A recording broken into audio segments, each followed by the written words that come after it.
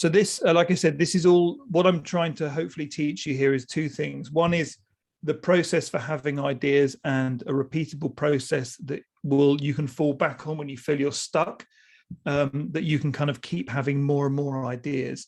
And the way it works for this is there's a way of coming up with different ideas. Then there's a way that you can learn how to enhance the way you connect your thoughts to have better ideas. And then the final bit is how do we kind of have an element of quality control, so we only bring the best ideas to life. And when we do that, we make sure we do them in the best possible way. So this is the sort of focus. So as I said, it's kind of the weird thing about creativity and kind of having ideas is that it's strangely elusive, and it can strike at any time, and typically it's kind of romanticized. And when you read about writers or thinkers or artists who have these ideas, there is kind of no rhyme or reason that dictates the length of time that it takes to have the idea versus the quality of the idea. And it can take 2 minutes or 2 weeks. And the fact that it isn't repeatable is what makes it so attractive and so elusive and so valuable. And so hopefully I'm kind of going to share with you exercises that I would definitely do and resources I would go to certainly help with that creative block. And this is kind of the overall timeline of creative thinking that we'll be going through, starting with all the strategy and the research, and then ending up with like the final idea. And I've broken this down based on my experience in advertising and branding. So although I will refer to the value of having a kind of concept, so to speak, it is applicable even if you don't have that, because I know that's not always kind of necessary depending on your discipline. So the first thing is always the creative strategy. And I feel that this is really important because it underpins so much. And as most of you will know, without a kind of strategy, you don't have a direction in which to take the piece of work, and you can't have any kind of goals to measure the success of that work against. So always having a strategy gives everyone a clear focus, it aligns everyone, and we all know what we're trying to achieve. And that's so much easier than something quite vague and rather sort of responsive. The first stage is always gathering information, and this will be usually overall a combination of research, doing research into the industry, the audience, the company, anything that you could goes, conversations, which are a huge part of this, which is where I guess in a bigger piece you would do what would be called stakeholder interviews, where you would talk to kind of the founders, the customers, team members, people within the industry to sort of gather as much information as possible. And then there's obviously data, which is going to be what you're collecting online, as from social media, analytics, all that kind of stuff. So all of that together is how you would conduct research. And if you're doing this in your own project, the reason why it's so important is from this research and conversation, initial sort of information gathering process is what you will then get. Usually the three main things that will come out of that are going to be insights, which are going to be interesting as far as you're learning things about that industry and the people within it and the companies, which will then usually come out in the forms of truths, which is kind of the way people feel that are universally true. And these are very important because when you're coming up with an idea, the fact that it has to be true makes it more relatable and harder to dismiss. And therefore, you're going to get some sort of opportunity. And it's within this that the insight, the truth, and the opportunity is where you're going to also be given more kind of creative juices to keep you flowing. Now, from there, the outcome is usually going to be a brief. And the brief is going to give you the creative direction that you're going to take the project in. So at the top, you've obviously got the creative strategy. That's the most important thing that underpins it. But also within that, you're going to probably learn something about a unique proposition, your USP about the business, the attributes of the business, and the theme we're working on. So all of those four elements at the end are kind of different aspects that you could take forward in a brief. So in advertising, the creative strategy would be a big part of that. And then if I was looking to kind of go, well, what else can I brainstorm for ideas? There might be a USP, a unique selling point about the product that I could use for ideas. I might also just look at, like, okay, what are the best things about the product or the brand? And maybe we can lead with those. Or there might be a theme which is more industry related. So if we look at an example, the data might prove the most relevant, that gives you a unique insight that helps you develop a creative strategy. All of this is important. And the reason being is whenever you're running dry on inspiration or ideas or like starting points, I often find it's a good idea to work backwards and go and revisit the research, have more conversations and analyze more data in order to then start the process over, where you're going to get new insights, new truths, and then other potential opportunities. So part of the reason why that is so valuable, obviously, other than just creating a strategy for the project, is that that's where the information is found. And often the more digging you can do, that's where you're going to have more things to uncover. And the amount of time that I've been sort of briefed to work on a job, or I've read a brief and it started off like ideas in my mind, early on, something has sparked where I thought, oh, that could be good. Equally, if I'm having conversations with people and bouncing ideas, they might say something where you go, oh, that's really nice. And it's so important that we have this phase, but also that we're not afraid to go back to this phase if you're struggling. So, I as Maniba said, sometimes this is all predetermined and there's very little kind of leeway in what you're given to work on. However, that doesn't stop you going back and certainly kind of viewing the data, the research, and having conversations with that kind of awareness of where this has got to end up. So I wanted to emphasize the value in this part. And actually, all of the information and all of the interesting things are going to come from the first 3 phases of the project. As I said here, the first bit is going to be the creative strategy. So in advertising, you would probably know this more familiarly as like a strap line. So we've got Stellarato are reassuringly expensive, MasterCard priceless, and Apple think different. These are all creative strategies based on insight and research that add an extra layer of opportunities to bring to life beyond what the product is and what it does itself. A USP has said this is something unique about the brand. So with the FedEx, it's like when it absolutely positively has to be there overnight. That's unique to them because of the time they came up with that. They had the infrastructure to do overnight delivery, which meant that, if you really want it there and it's got to be fast, then we can provide that. So therefore, that would be something unique about the brand, which isn't really a kind of creative thought that gets you excited. It's more a functional description. Same with Domino's will give you pizza in under 30 minutes, or M&M's, the chocolate that melts in your mouth, not in your hand kind of thing. It's less inspiring, but it's more practical, but it is unique to the business. The attributes we're going to talk about would be the positive features and benefits of the product usually. So this is always going to come down to value for money, speed, convenience, efficiency, or strength. All those kind of positive adjectives are going to be things that people lead with, and how that enhances the lives of the customers. And then the final thing is the theme. So if we look at an industry specific theme, and I picked gyms for this example, then themes that would work around gyms would include strength, health, speed, happiness, confidence, and all the other things that you would associate with being at a gym or going to a gym and what that feels like.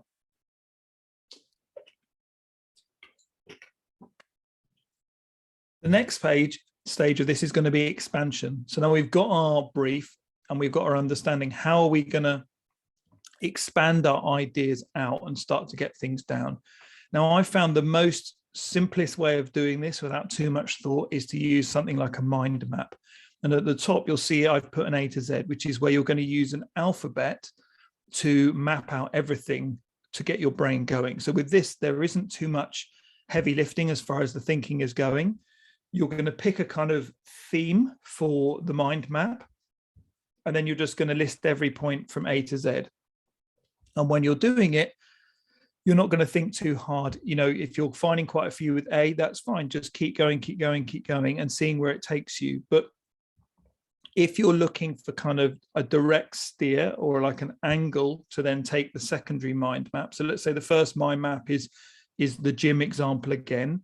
We're going to go with everything that we can think of from A to Z, and we're going to have a huge, long amount of sort of starting points, which are going to be listed. If we then move on to the people involved, we're then going to go, okay, so it's the gym industry, but what people, who can we think of within that industry would help us fill out the A to Z? And this can be anything from sort of thought leaders, company founders, clients, customers. It's just people. So that's your parameter now. The cross-pollination is gyms, A to Z with people. We would do the same with places and whatever comes to mind, and the same with things. So it's this thing of, we're using the structure of the A to Z mind map to give us like a task list to follow. And then we're overlaying that with different people, places, and things that might appear relevant. After that, we would look at opposites. So it's kind of what are the opposites of what we've already been thinking about? And then we're going to look at both positive and the negative emotions associated with that brand, that product, or that industry. And this first stage is very much loosening up. It's like a warm-up, I suppose, where you're not thinking too hard. You're just practicing getting stuff out and seeing where it takes you. And often this is kind of good because it gives you something to go back to, which you might find, again, with hindsight and time, you might go, oh, I overlooked that when I was first starting, but there's something really interesting in this area. So that's the first bit. Use mind mapping to map out just a load of ideas that are going to prove to be starting points later on. Once we've got those starting points, we need to find a way of connecting them. And so this is really important because the easy bit is to kind of list things that are about our brief, our client, our industry. But then the ideas come is when we start to connect and cross-pollinate those ideas together. So this is the example. I want to make it look like this, where you have a theme. So in this example, this is a branding project. There's no kind of creative strategy. We've gone for the theme. If you remember in the list, we had the theme, the USP, the creative strategy, and I think attributes. So with this, we're going to look at a fitness theme for a generic brand. And we're going to write down a load of options, which will come from the most best ones from our A to Z list. And we're going to almost start with one, and we're going to treat it a bit like the Wheel of Fortune, where you spin it and you're going to go, right, I'm going to stick on one thing. And my first theme is going to be health. So that's what I've picked, is health and gyms. They go together. So I need to connect it. So now I need to think about, how can I bring to life the theme of health using a specific type of medium? So again, we're going to spin the wheel and we're going to pick up, okay, how am I going to bring together health and color, or health and photography, or health and type? Now, it's important here to pay attention to the medium that I've picked, because all of those different mediums will allow you to express yourself communicating a specific theme. And if it wasn't the theme, if it was reassuringly expensive for Stella Artois, we would be, okay, how do we communicate expensive or luxury or premium using the medium? And the reason why I picked a medium is because this is where you're going to start to see how your brain is thinking slightly differently. So if we look at, say, icons or symbols or patterns, if I'm communicating health or speed, I'm going to do it differently between those two. So like, icons or symbols for speed are going to be different for those for energy, for those for confidence, for those for power. And what I've done here is I've taken the most relevant themes as starting points, and then I'm going to cross-pollinate them with different examples of each. And what you'll find now is, again, you're starting to experiment and play, because now you'll move on to kind of a sketching phase, I suppose.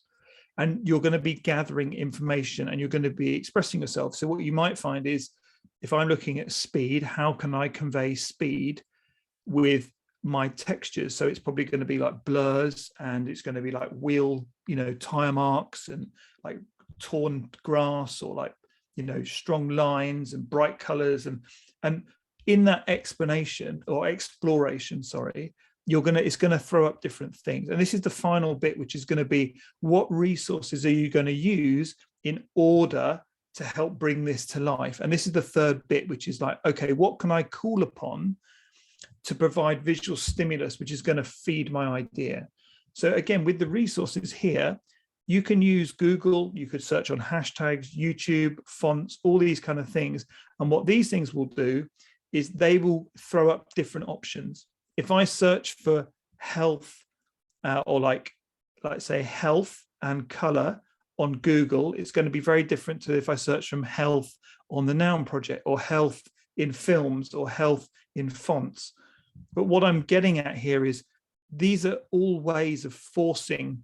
You can search for stimulus that, when is exposed to your brain, when your brain has the hindsight of knowing the creative strategy and the brief and the research and kind of what the end audience is and what it's kind of got to be like, you're able to kind of keep throwing up different search options. Because if we take, there is unlimited pretty much ways of inspiring yourself. So I could take the theme of speed and I could run it for patterns, and I could run patterns all across all of those different resources: speed patterns in films, speed patterns in fonts, speed patterns in books. Some will work, some won't. But again, especially on image searches, you'll see what's thrown up, and that might take you to something new or something unexpected, which might inspire you. And that's what we're talking about. So here's an example of what we might do. If I was looking for strength in gyms and maybe like strength and strong women, if I combine, I want to search for strength and I want to use photography as sort of a way of searching, I might connect, and this is what I might come up with as one option, which is obvious. It's kind of a fairly straightforward way of thinking about strong women in a gym using photography. Now, if I wanted to take the theme of strong women, this is what would come up if I searched on a fairly standard search engine. So now what I've got to do is I've got to think about, okay, what other ways are women strong that might be more interesting to me? Because the two things I'm combining here is strength and women and this. And I might come up with something like this, which is the Dove Courage is Strength, which came out and won loads of awards around the time that COVID first hit. Now, this is another way of showing strength and photography, but it's different because it's a much more emotive and it's a different kind of strength, which you'd probably call courage. And again, this is the point of, if we're taking strength as our theme, because that's in the brief, and we can find an A to Z way of representing strength and different words for strength, and I'll come on to resources to help you. This is where this is going to pull up different thoughts for you and change your search history, which will pull up different visuals. Now, what's important is I would think of this where someone else wouldn't. And the reason being is because I'm aware of it. And the reason why I'm aware of it is because I'm constantly trying to consume creative materials. Hence why I do the Creative Direction show, is because it's given me creative reference points that I can draw upon when I'm doing this kind of rather easy to follow search strategy. And this comes to the question of, where are you drawing your inspiration from and how much do you have to draw upon? A lot of people that aren't making time for creativity are quite often, they don't have much to go on. Their ideas are quite sort of basic and they're not developing anything diverse because they're running out. What you want to do is have that creative fuel, which is going to sit in your subconscious. And then when you do this search method, it's going to spark other ideas and you're going to think of things. So the reason why I talk about this is that's why it's worth taking time out to experience different things, go to places, watch films you wouldn't normally watch, listen to books, podcasts, talk to people, because you never know what that might spark in you. And the reason why I mention it is because it's all in our subconscious. And I found this quote from Socrates, which is, once you think you know, you stop looking, you cease your wonder. And this is the important thing of creativity. It's all about talking to people, staying curious, searching with an open mind, and never thinking you know the answer straight away, and almost allowing the stimulus to kind of flood over you and relying on your subconscious to filter and connect ideas. Now, I've always, as a lot of you will know, I like the quote from Steve Jobs about creative people just able to connect diverse and interesting dots where regular people aren't. In order to have that capacity, you need to be thinking in an unusual way and having an unusual approach, but then you need to know of unusual dots to connect. And this is why in advertising, you want to be always sourcing and looking for interesting videos, interesting typography, photographs, movies, because you never know when a scene from a film is going to help reinforce an idea or give you an idea that could work really well. And you have to stay open-minded and creative. And this quote is particularly relevant for when you talk to people. And so this is what I wanted to talk to you about here. Is this was taken from Jack Butcher, who was sort of saying, if we look at all of ourselves, we're not a perfect circle. We are an odd shape, which we have been shaped, so to speak, by our histories and what we know and what we don't know. So no one is the same. Everyone is slightly different. Now, if we want to kind of learn about things and have new ideas and be exposed to new types of thinking, we need to have conversations with people about it. And when you meet someone, there is going to be an overlap where there are things that you both know and you both assume, and there are things that that person can teach you and tell you that will help fill in your knowledge gaps about a particular subject. So if we take the thinking approach that Socrates said in the previous quote, in the previous slide, where I want to go into these things open-minded and just open to kind of learning new things. And I want to spend time talking to different people because they know different things to me. But actually there might be an overlap where something they know is of real value to me and actually helps keep me more informed about something I'm working on.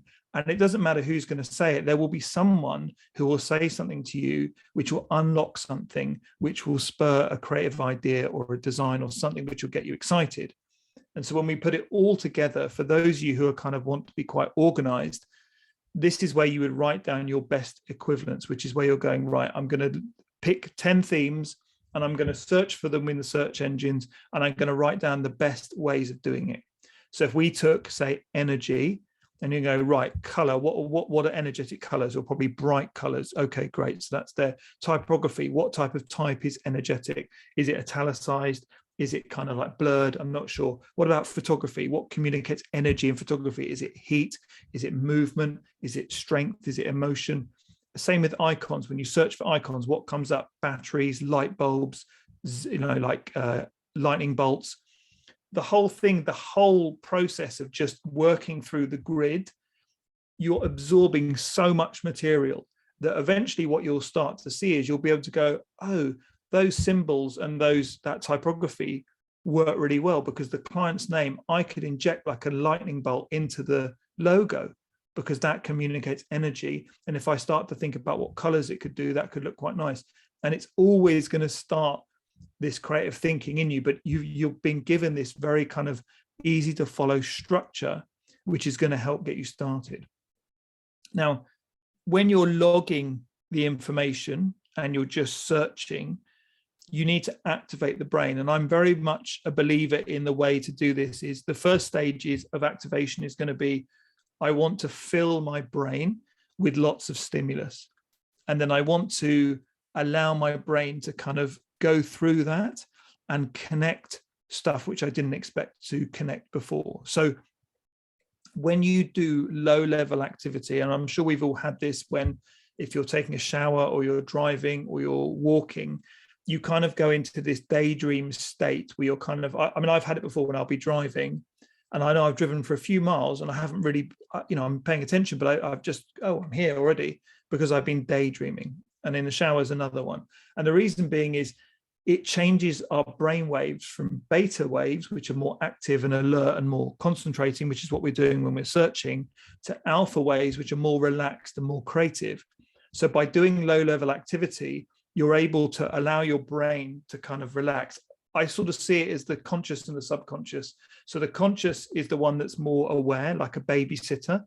And the subconscious is like the baby who wants to play in the background. And we want to distract the conscious, the babysitter, by them driving, doing the washing up, doing the hoovering, or going for a shower, and allowing the baby, the subconscious, the freedom to play and express themselves without someone restricting their creativity. And so if we do this, we've got loads of stimulus to pull upon. Then we've also allowing our brain to kind of just filter it and kind of, it's the same way as you can wake up from sleep and have an idea, or be drifting off to sleep and have an idea. I certainly know that my best ideas will come in this situation. So I'm almost training myself to allow it to relax and to go with the flow. And I found that listening to a podcast or music stops that happening. So if I want to come up with ideas, I used to do this in advertising where you would get on the tube and just ride the circle line, because there's something about the movement and the kind of, you can just drift off and think. And you never know, like sometimes you'll come up with great ideas, sometimes you won't. But more often than not, and the more you do it and the more you can switch those brain waves, you will come up with better ideas. So it's a skill that's learned. And now I can be in a situation where I can be looking through social media, but my brain is working in the background. And the problem with this is it's fleeting. So I can be watching a film, but thinking about something else. So I don't really take the film in, and the idea might disappear quickly if I'm not careful. So you have to manage it. So when you get the idea, write it down, because it will go quick. It's the classic thing of, you have a great idea, you write it down on a napkin, you lose a napkin, you can never remember it. So this is the activation phase. We're kind of taking all of the stimulus we've gathered, now we're activating it, and we're starting to connect it in interesting ways and seeing what that brings about. Now, with all these ideas that we're writing down, we need to be able to refine them to understand, okay, how do we know what's appropriate and what isn't? So we now need to go back to the brief, and we need to, again, this is wrong. It should, brilliant. Aesthetics should be, what are the most appropriate aesthetics for that audience and for the brief? What type of visuals and attitude and personality does the brand want to convey? So ignore the text on the right. That's my mistake. I'll fix that in the replay. So the first thing is the aesthetics. We have to bear in mind what type of aesthetics are appropriate. So I'm a huge fan of swapping the aesthetics around to surprise people. But if for this example, if we take a gym aesthetics, we all understand that gyms are probably going to be clean lines, bright colors. That's what we're looking for. So that as long as the designs we're coming up with fit the brief to create aesthetics that appeal to a specific audience, we're fine. Again, second point down, the audience, we need to make sure we know who we're appealing to. So we're coming up with messaging, ideas, concepts, and designs that will resonate with that audience. So if it's a male audience and the concept is a bit kind of, maybe we'd be better suited to a female audience, say, then maybe we need to sort of change that and pick something else. So that's another consideration. Same as market position. If we're a budget brand, we don't want to be creating concepts that are kind of refined and elegant, because it's not going to work, because that's not who we're appealing to, and vice versa. If we want to appeal to a high-end brand, chunky, complicated, busy, messy designs are not going to work either, because that's not going to communicate elegance and confidence. Same with the personality. It's got to make sure it conveys a certain personality and tone, confidence, fun, approachable, relaxed, energetic, whatever it might be, that fits with the product we're working with and the audience and what they're looking for from that product or brand. And the final thing is going to be the strategy. So if we talk about reassuringly expensive, then whatever design concepts we're coming up with have to fit that strategy. And so this allows us to refine our ideas to see what are the most appropriate. And we do that by going back to the brief, because it's so important to remember the brief is what underpins everything, because that's where the effort and the research and everything has gone into. Now that we've refined our ideas and we're like, okay, I've got some interesting ideas now that are all on brief, they're all appropriate for the audience and the brand. How do we maintain quality control so that we don't take an idea forward that might be predictable or maybe not very original? When I worked in advertising, we would show our portfolio to these very, very talented creatives at TBWA called John and Chris, and they would not grade our work, but judge it. And they would say, look, if you want something to be good and memorable, it has to tick 3 of these boxes. The first thing, it has to be new. You have to show me something I've not seen before that stands out. So it's got to surprise me. So it's like, I've never thought of that brand in that way, or that's a really interesting design for that kind of product. I've not seen that before.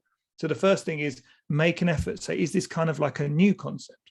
And look, I know that it's not always applicable, because clients will want reference. They'll want to see it's done before. They'll be scared to go with something new. But for you, as a way of maintaining quality control, always try and adhere to something which is new and exciting, because if it feels familiar, people won't even bother paying attention to it, because they'll think, oh, I've seen that before. So the first bit is it new? The second bit is it true? Is what you're saying about the product or what you're showing me based on a truth that I can't deny? So when you've seen adverts or designs which are over the top, this kind of level of hyperbole is easy to dismiss as just sort of shock tactics. And after a while, you're kind of like, you become bored, because that's all they've got. It's a bit like a teacher that shouts all the time. The shouting loses all its impact because they've only got that.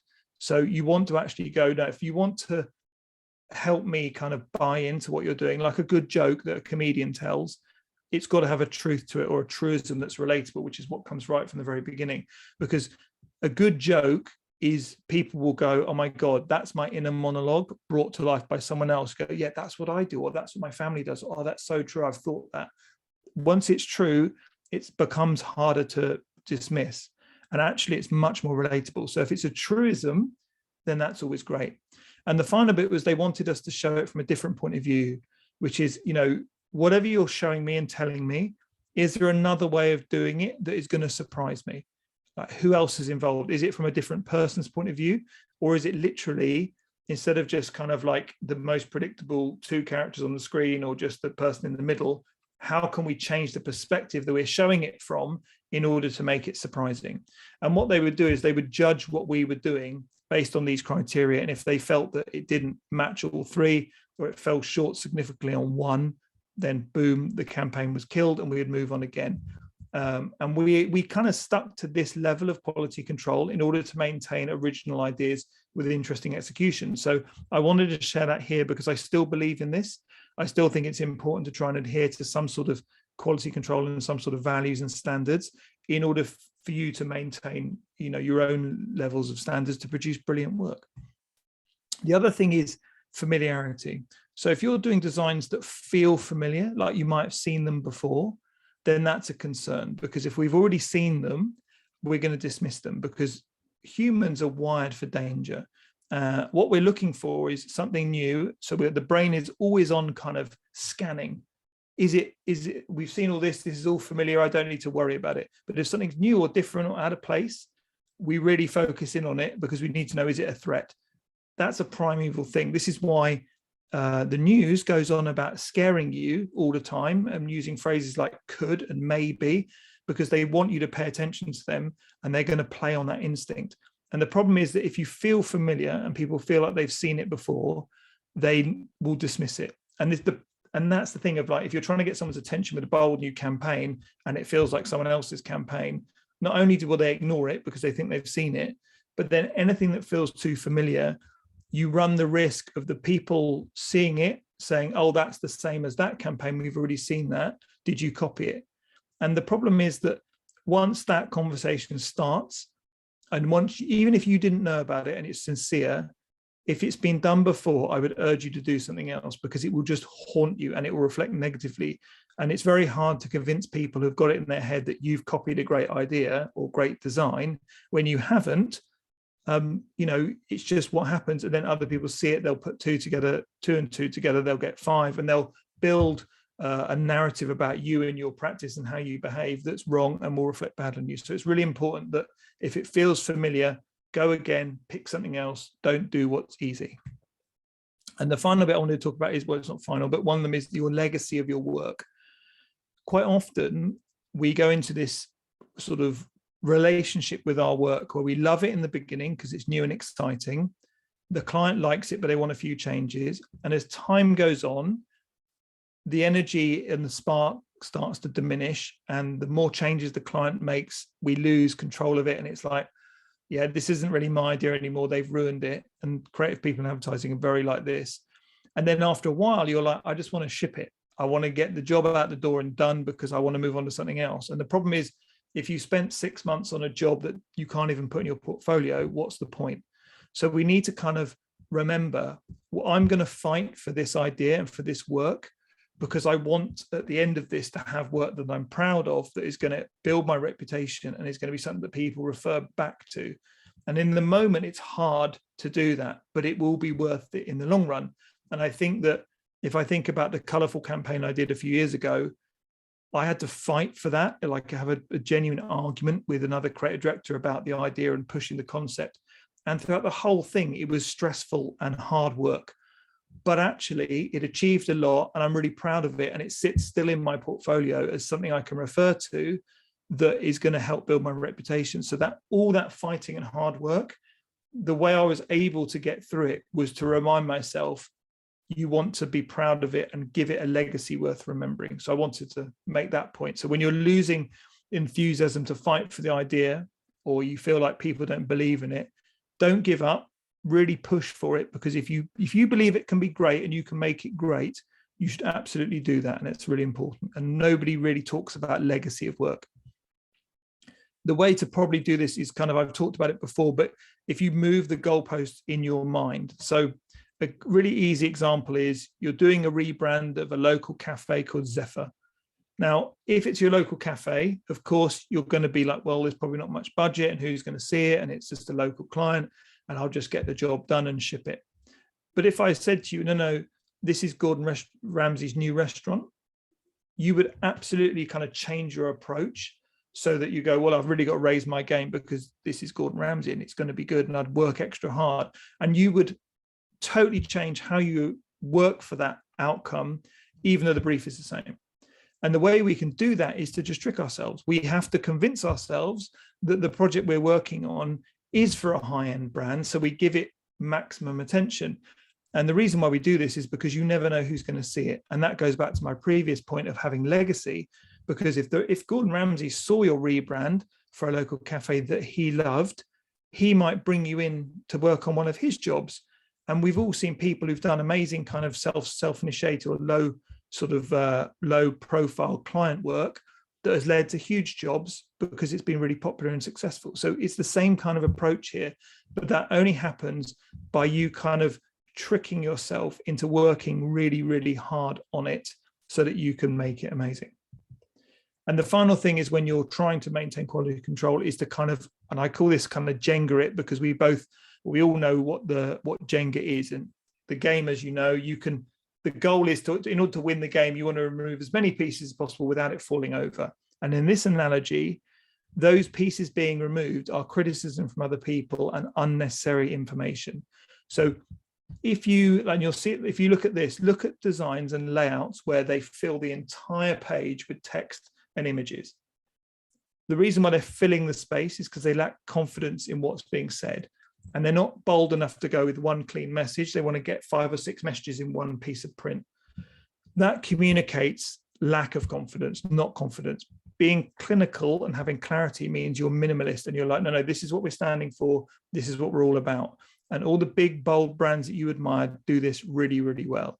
So by Jengaing the idea, we have to remove everything that we can from it that's taking away from that one singular message, and seeing how much we can remove before it falls over. And the more that we remove, the stronger it gets and the more likely it is to be successful. And that's the kind of analogy I want to get there. We want to strip away anything unnecessary.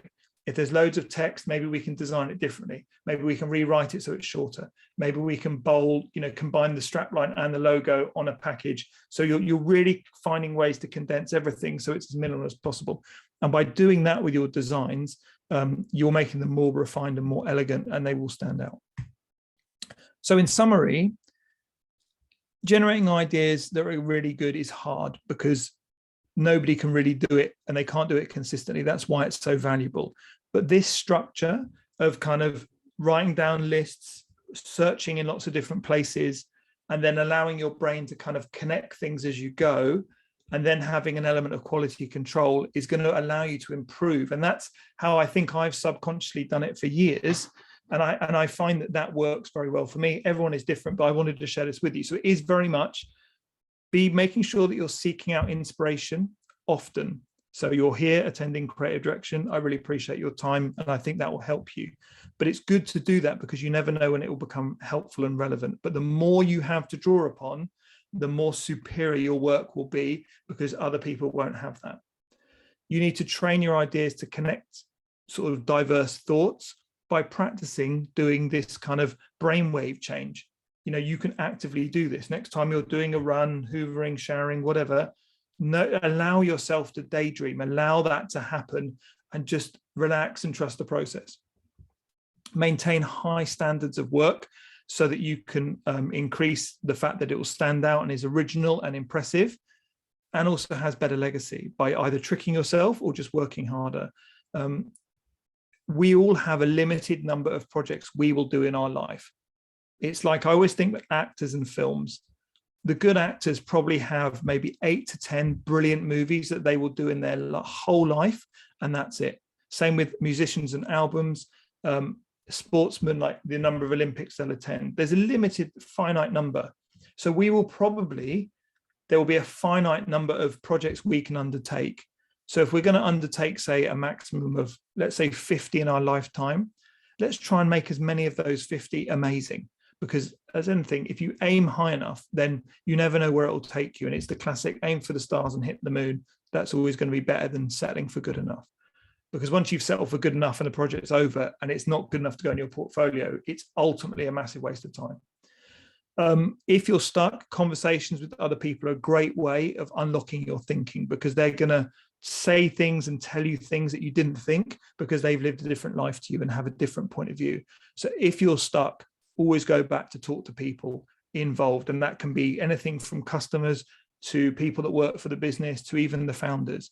but they will say something that with hindsight will mean something very different to you and will unlock a new idea in your brain.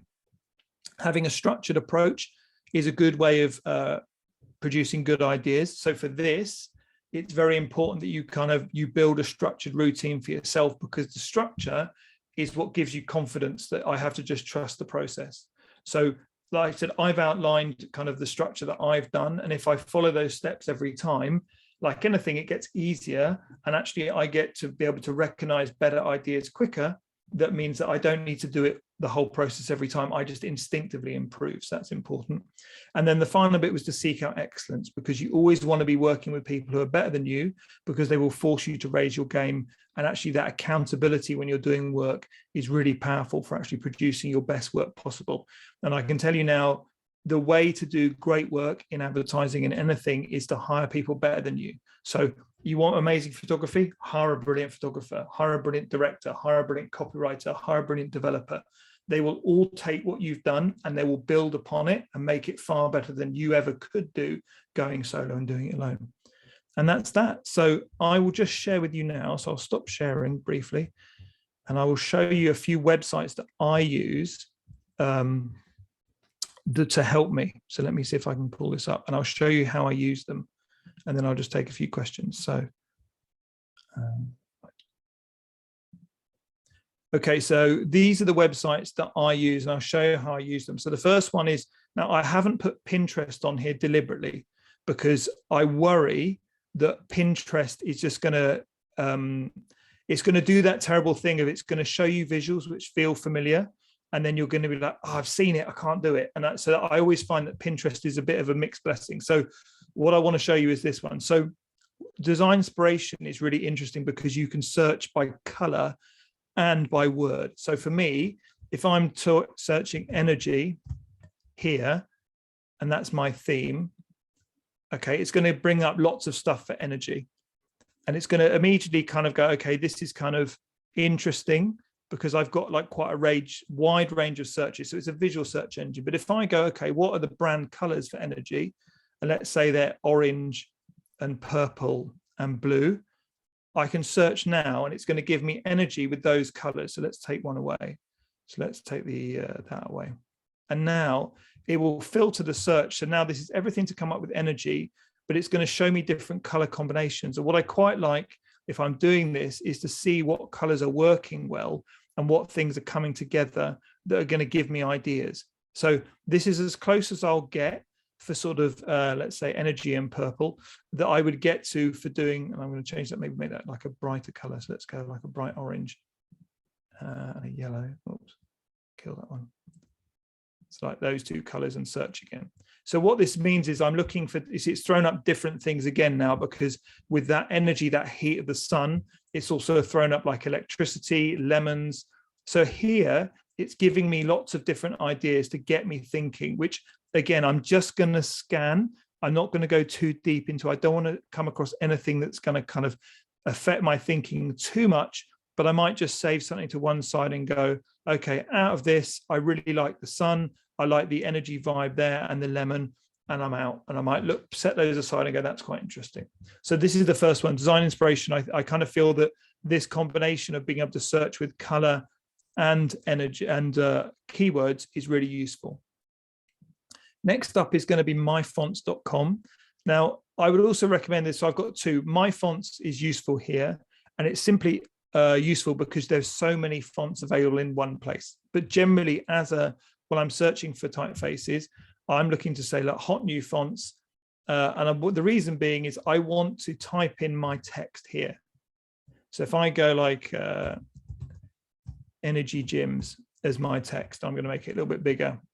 And then I'm going to do this and I'm going to go, right, I want EG because I might go for a monogram. And what this does now is it allows me to kind of see how is this looking? How are the letter forms coming together? So how is that inspiring anything from me? And this is where you might find that things just, it might be appropriate to go with something which is the opposite. But the reason being is once I've got this here, and I might go, oh, that's quite nice. That could be like a weight rack. So I might make a note of that and I'll save that typeface. And I'm going to come back and I'm going to do this again. I'm going to think, oh, okay, I like the way that these letter forms, that arrow's quite good. That's energy. Okay, I could do stuff with this. And what this is going to do is just going to give me thoughts and ideas as to what I can draw upon. And because I think when I've done it through, it should retain the wording, across everything now. So whatever I'm searching for, it's going to have all of that. So that's really important. So for me, this is a really useful way of searching for stuff. And it's the same with this Typeface app, which is like a font organizing app, which you can buy. Now, I don't know what font manager you have, but I found that it's the same thing where you're going to be like, you can type in whatever you want it to say. You can look at all the glyphs and you can test it out quickly. So particularly for web design and kind of print, you can begin to start pairing things together and you can begin to sort of categorize them under certain themes. So I found that this, obviously it's a free trial. How much is it? I don't think it's much. Blah, blah, blah. I think they go 35 quid a year. So it's not much at all. And I think, again, it's going to give you that visual search feature, which is nice. Right, next up would obviously be YouTube. So if I'm going to search here, energy, and again, I'm just going to look at like what's coming up. Although obviously there's quite a lot of, news and relevant things. But what I'm looking at here is a way of kind of searching and seeing what this brings up, because this might move me. So like I've got like a music video, I've got Drake, I might watch all these things. I've got like meditation, I've got news, and I'm like, okay, so all of this is going to give me inspiration for like things. And by watching this, I never know what's going to bring up. So this is why I'm going to keep to the themes and pick something quite broad. Same with Google Images, energy. I'm going to see what comes up. Now, the Google images are going to be the most prescriptive and boring images out there. They're going to be the most cliched. So as a starting point, they're quite limited and they're quite repetitive, which is, as you can see. But you might go, do you know what? There's nothing here for me. But at least I'm having a look and it isn't taking long. But what you might find is you might go, okay, energy. And now we're moving into like heat.